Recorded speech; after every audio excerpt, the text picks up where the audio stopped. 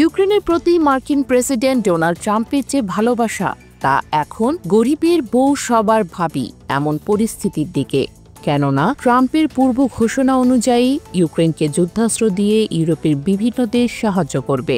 সেই অস্ত্রগুলো কেনা হবে কোথা থেকে? এক বাক্যে বলা যায় যুক্তরাষ্ট্র। আবার ট্রাম্পের ভাষ্য, রাশিয়া থেকে যারা তেল কিনছে তারা নাকি সেই পয়সা দিয়ে রাশিয়ান অস্ত্রাগার সমৃদ্ধ করছে। সেই অস্ত্রে মরছে ইউক্রেনের মানুষ। এমন অবস্থায় বন্ধু ভারতের গলায় বসিয়েছেন শুল্ক খড়গ। শেষমেশ ট্রাম্প ইউক্রেনের শান্তি আনতে এমন এক কায়দা কষেছেন যাতে প্রশ্ন উঠেই গেল, ট্রাম্প তুমি কার? অন্তত ইউক্রেনের অভিযোগ এমনই।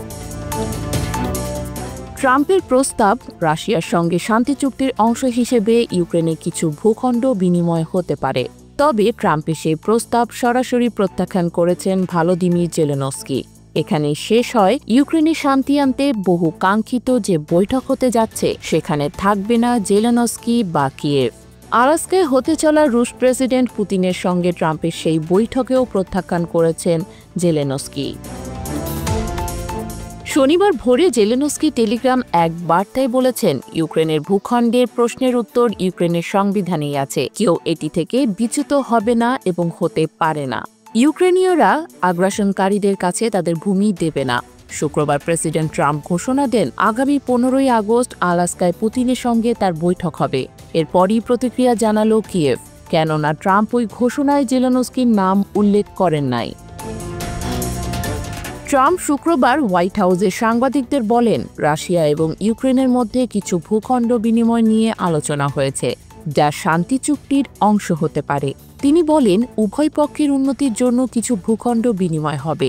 তবে এই বিনিময়ের অর্থ আনুষ্ঠানিকভাবে ভূমি হস্তান্তর বা বর্তমান নিয়ন্ত্রিত এলাকা থেকে সরে যাওয়া কিনা তা স্পষ্ট নয়।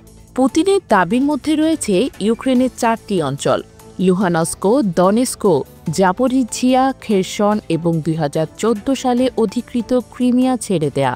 কেননা রাশিয়ার বাহিনী এই অঞ্চলগুলোর সম্পূর্ণ নিয়ন্ত্রণে নেই। সেই সঙ্গে ইউক্রেনের ন্যাটোতে যোগদানের ওপর স্থায়ী নিষেধাজ্ঞাও চায় রাশিয়া। ট্রাম্পের প্রশাসন ইউক্রেন যুদ্ধে শান্তি প্রতিষ্ঠার জন্য তৎপরতা চালাচ্ছে, যার মধ্যে রয়েছে মার্কিন বিশেষ দূত স্টিভ উইটকফের মস্কো সফর। ট্রাম্প শুক্রবার হুঁশিয়ারি দিয়েছিলেন, পুতিন যদি যুদ্ধ বন্ধ না করেন তবে মস্কো এবং রাশিয়ার তেল ক্রেতা দেশগুলোর ওপর নতুন নিষেধাজ্ঞা ও শুল্ক আরোপ করা হবে। তবে শনিবার সকাল পর্যন্ত এই নিষেধাজ্ঞাগুলো কার্যকর হয়েছে কিনা তা স্পষ্ট নয়। লন্ডনের চ্যাথাম হাউসের সহযোগী ফেলো পিটার ওয়াটকিন্স বলেন, মৌলিক বিষয়গুলো অপরিবর্তিত রয়েছে।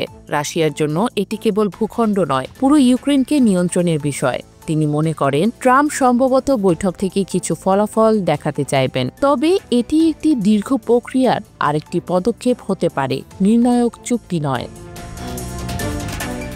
এদিকে শেষ খবর পাওয়া পর্যন্ত ইউক্রেন যুদ্ধ নিয়ে শনিবার মার্কিন ভাইস প্রেসিডেন্ট জেডি ভ্যান্স এবং যুক্তরাষ্ট্রের পররাষ্ট্র সচিব ডেভিড ল্যামি ইউরোপ এবং যুক্তরাষ্ট্রের জাতীয় নিরাপত্তা উপদেষ্টাদের নিয়ে একটি বৈঠক করেছেন। এই বৈঠক ট্রাম্প পুতিনের আলাস্কা বৈঠকের আগে অনুষ্ঠিত হলো।